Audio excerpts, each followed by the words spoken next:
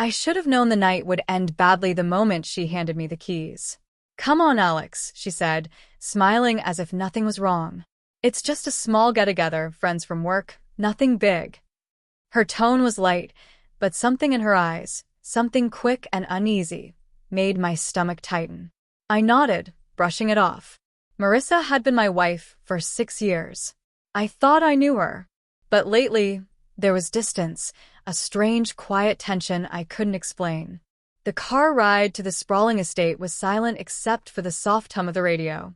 Marissa hummed along once or twice, her hand brushing mine, brief and careless, like an afterthought. I wanted to reach for her, to remind myself what we were, but something inside warned me not to.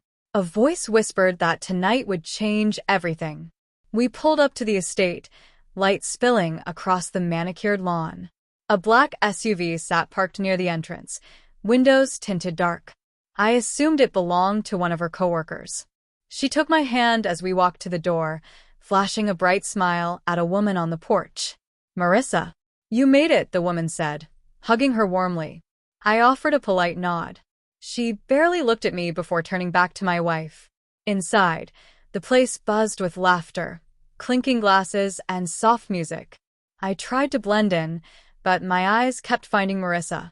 She floated between groups, laughing, animated, glowing in a way she hadn't been in months. And then I saw him, a man with sharp features and confident posture, the kind who carried an easy charm that made people lean closer without noticing. And she was leaning in. Her laugh, the one that used to belong only to me, was being freely given to someone else. I tried focusing on my drink, on small talk, on anything but the slow, burning realization in my chest. Then she looked up, caught my gaze, and smiled. But it wasn't for me. It was deliberate, practiced. My heart dropped like a stone. I took a breath and walked toward her. "Marissa," I said softly, steadying my voice. She glanced at me, her smile faltering for only a second. "Alex, you're here," she said brightly, and turned right back to him. He smirked. The words froze in my throat. She had ignored me. In front of him. In front of everyone. "Excuse me," I muttered and headed for the door. The cool night air hit me hard as I stepped outside. I didn't look back. I just walked, letting the breeze cool the fire burning inside me. Humiliation, betrayal, emptiness, they all blended together. By the time I got home, the weight of it all was suffocating. I sank into the couch, my mind spinning. For months I'd felt her slipping away, late nights, mysterious work events, the sudden phone calls she'd step outside to take. I told myself we were just going through a rough patch. But tonight proved otherwise. She hadn't drifted. She had chosen someone else. I tried to sleep, but every time I closed my eyes, I saw her leaning into him, laughing like I was a stranger. I imagined the words I'd say to her, but none came. Anger and despair fought inside me until exhaustion finally won. The next morning, my phone buzzed. A message from Marissa. My heart jumped, fear and foolish hope colliding, as I opened it. Just one word, written in Cyrillic. No explanation. No apology. I stared at it, confused. Was it a mistake? A code? A challenge? I called. No answer. Texted. Nothing. The day passed in a haze. I replayed everything, every quiet dinner, every distant glance, every excuse.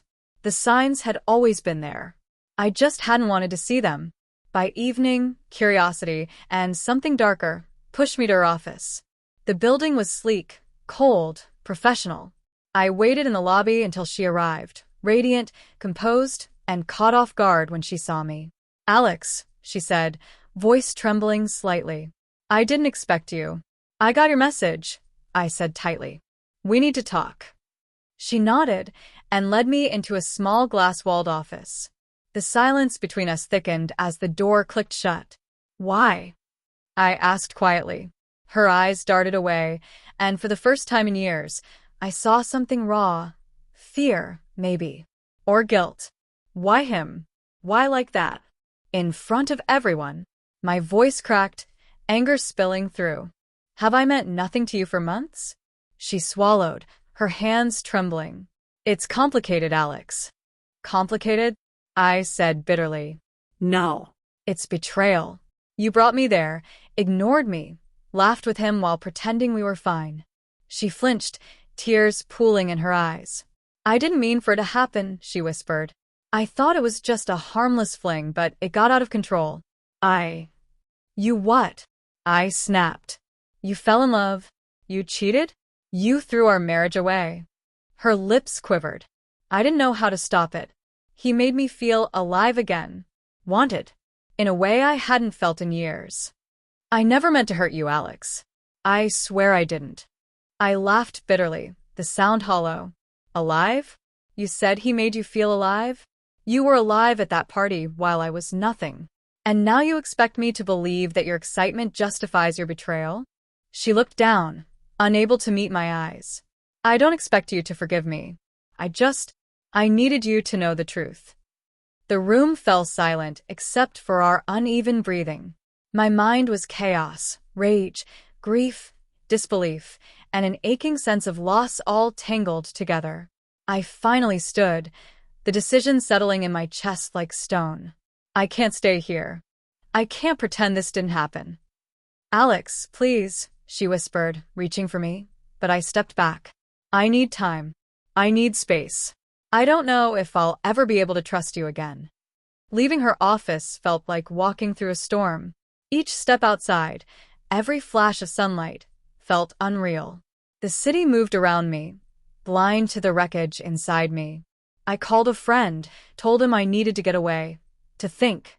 I drove aimlessly for hours, my hands gripping the steering wheel so tight my knuckles turned white. Memories of our early days flooded my mind. The late-night talks, the laughter, the vacations. All of it felt like it belonged to another lifetime.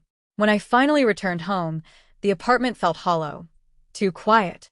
I sat on the couch, staring at her last message. I realized then it wasn't just a text. It was a command, a test. And I wasn't sure I wanted to obey. Days passed. She called. She left messages. She sent flowers. I ignored them all, forcing myself to face the truth on my own terms. The anger eventually faded into sorrow. The sorrow into silence. And that silence became something else. Clarity. I began to see this wasn't about punishment or revenge. It was about survival. About protecting the part of me that still believed in love, even when that belief had been broken. Then one night, she appeared at my door. No grand gesture. No dramatic apology. Just Marissa, tired, tear-streaked, and holding a small bag over her shoulder. I can't do this anymore, she whispered. I don't want him. I don't want any of it. I want you. I want us. Please. I looked at her, and for the first time, I didn't see the woman who betrayed me. I saw someone human, flawed, hurting, lost. And I realized that love and betrayal can live inside the same heart. Messy, confusing, impossible to separate. I can't just go back, I said quietly. Trust isn't a gift you can wrap up and return. You broke it. You broke me. And I don't know if I can ever feel safe again. Tears slid down her cheeks as she nodded. I understand. I just had to try. I had to tell you the truth. I closed the door gently, my chest heavy, and sank into the silence of the apartment. The night outside was still, but inside me, everything was a storm. I didn't know if forgiveness was possible. I didn't know if our marriage could survive. But I knew one thing, I would never be invisible again. Never again would I let myself be ignored while someone else took my place. And for the first time in months, I felt something stir inside me, clarity, strength. Love could wait. Healing had to come first. The next morning, my phone buzzed again. Another message from her.